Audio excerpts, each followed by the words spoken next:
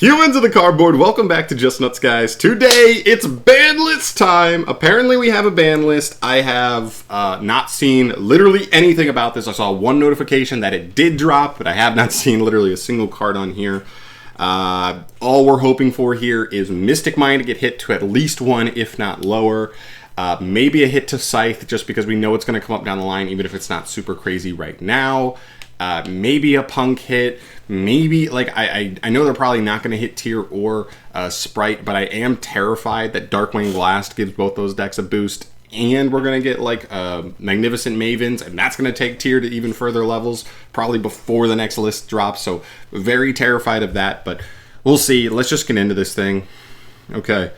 Fairy Tale Snow. Okay. Oh, I didn't say Snow, but Snow was another one where I was like, I'd kind of like to see Snow get banned. This is actually really big because Snow is one of the biggest ways that Tier plays around stuff like Dark Ruler. Because they just make a board with multiple in-grave interruptions outside of on field. So stuff like Dark Ruler much more potent against that deck now, which is actually kind of nice because it means other decks can actually compete against them. And this could mean Dark Ruler played even more in the main. Next up, Ronin Toten. Okay, so this is actually so huge. This just, like, pretty much takes away access to Toad, I believe. If I'm thinking about this correctly, I thought about this as well. Like, do they hit Swap? Do they hit Ronin instead of hitting Toad? They've already hit Toad, so maybe that just feels like a, like they're just beating the same drum over and over again. So that I figured they might want to hit something different without actually hitting the Sprite cards. They do get another buff in the next set. So this is a nice little hit to Tier and Sprite without hitting them directly. And I know eventually we'll probably need to hit them directly, but as far as right now, knowing they weren't going to hit the actual cards in the archetype, I'll honestly take these, for sure. Next up, Hulk! They actually banned Hulk! Oh my gosh, that's so huge! Well, it's not that huge. I mean, Hulk is not that popular in the format right now, aside from, like, Punk decks, which aren't even, like, pure Punk decks, which aren't even considered, like, top level meta. Well, it's like, right, it's around there, but not, like, right there with Tier and Sprite. I would say just a little bit below it. But still, it's Hulk. We knew it was going to come back around and then be broken in another, like, just broken deck again. So, finally see it go. We knew this was a long time coming. Maybe we'll also see some of these tuners creep off the list, huh? All right, we'll see. Next up, Chaos Ruler, the Chaotic Magical Dragon. This was my pick to hit for the Punk stuff. Again, a new archetype in which we never wanted to hit them. They're still from this year. You know, they're not even a year old. Do we really want to hit the Punk cards? So leaving E-Telly around, I'm assuming. But hitting Chaotic Ruler is a big, or Chaotic Magical Dragon is a big step there. This card's pretty freaking crazy. Very cool. And that also hurts some tier variants as well, the Punk tier variants. Moving on here, Red Reboot! Yeah! As a trap player, and I play trap decks fairly regularly in the game. I always come back around to them. Pretty nice to see this. This is like the one anti-back row base card that, like, is so hard to answer unless you have, like, exactly Solemn Judgment, or you're playing an archetype that searches a Speller Trap negating counter trap, which is so few and far between. This card will, like, always get you and just hand a combo deck a free win on you, which is brutal. I just don't think we want to see cards in the game that just give a free win no matter what. There's other stuff too that should be hit under that premise, but this is definitely one of them. So me personally, I like this. I know a lot of people are not, because a lot of people are not back row people, and this is one of the cards they, every time they draw it, they love it, but I'll take it. Next up here we go. Okay, so first thing note, no Mystic Mine here in the ban section. Moving on. Okay, we have Blackwing Steam the Cloak. Just like I said, if they're unbanning, or if they're banning Hulk, they can unban some of these tuners. So Steam comes off. That's one of the lesser crazy tuners. I know there's, like, the Mecha Van Elise O-Lion, and the other big one is probably a Glow Up Ball, but we'll see. Cyberjar gets unbanned here. It's Cyberjar. I think it's probably too slow for modern day stuff. I honestly don't know that much about it, but I'm assuming it's not going to do too much. Here, we see Mecha Van Elise O-Lion go to 1 as well. But yeah, just not nearly as accessible. Hulk's gone, and Auroradon. I mean, I didn't check. They might have unbanned Auroradon because of Hulk going away. If they do, maybe O-Lion's still kind of interesting. Maybe. Whoa! Oh, I guess no Ronin Toten. Subs to Toad to 1.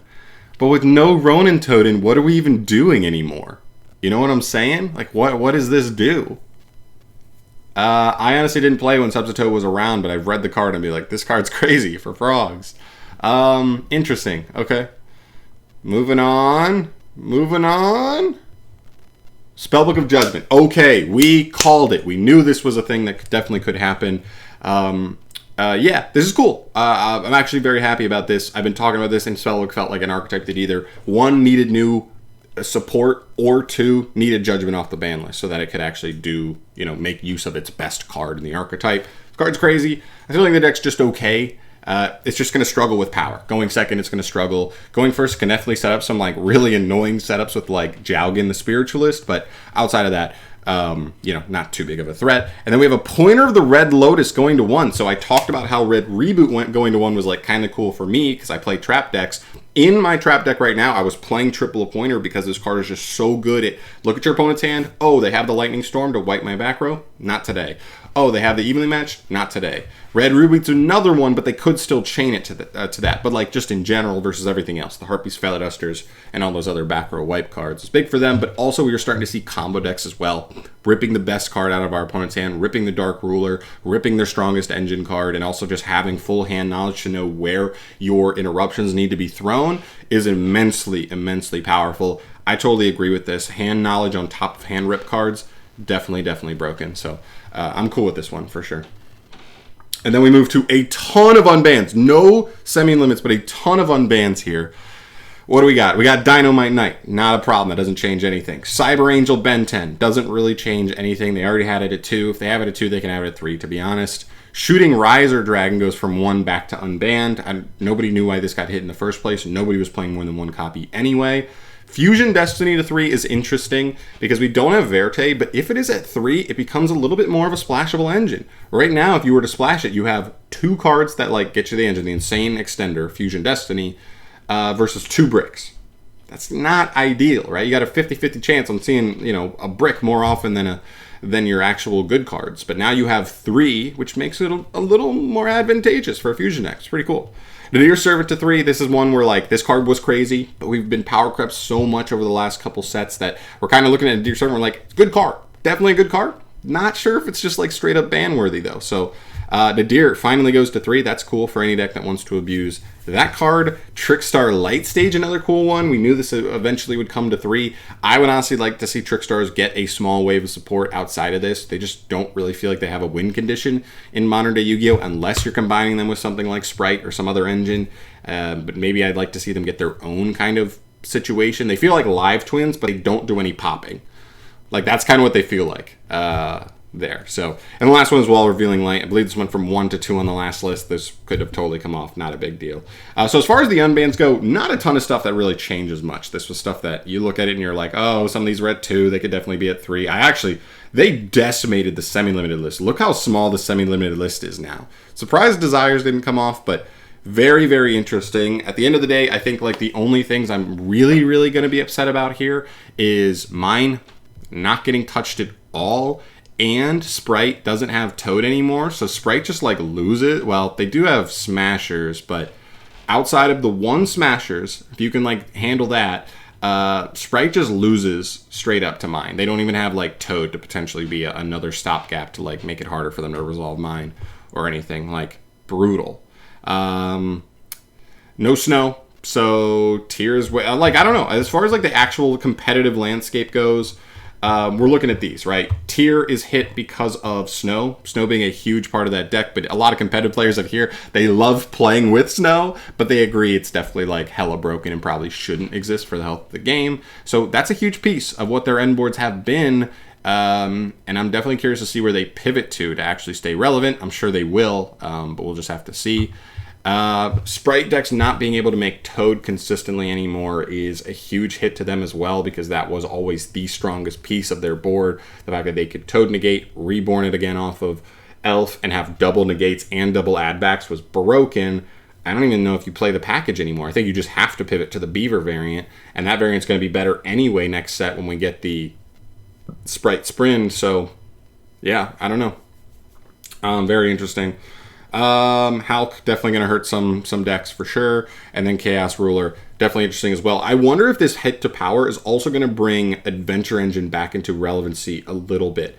We don't have like the Hulk stuff to take advantage of. I know there are a lot of like Hulk decks that when people were playing Adventure, but other Adventure variants, maybe like Sprite Adventure becomes more popular because of you want that negate backbone because we don't have the Toad anymore. And also just with the best decks that came out and kind of like power crept Adventure and made it a lot less popular, now that they have kind of had their ceiling capped a little bit, maybe Adventure pops back into the format in a big way. I would not be surprised at that. And then Mystic Mine's just going to run rampant again. Everybody's going to...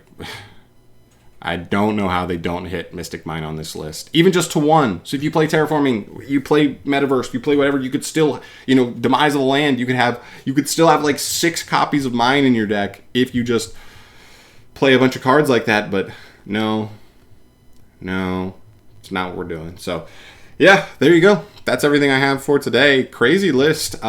More stuff hit than I thought. Honestly, I thought it was going to be smaller than this, but I thought it would include Mystic Mine.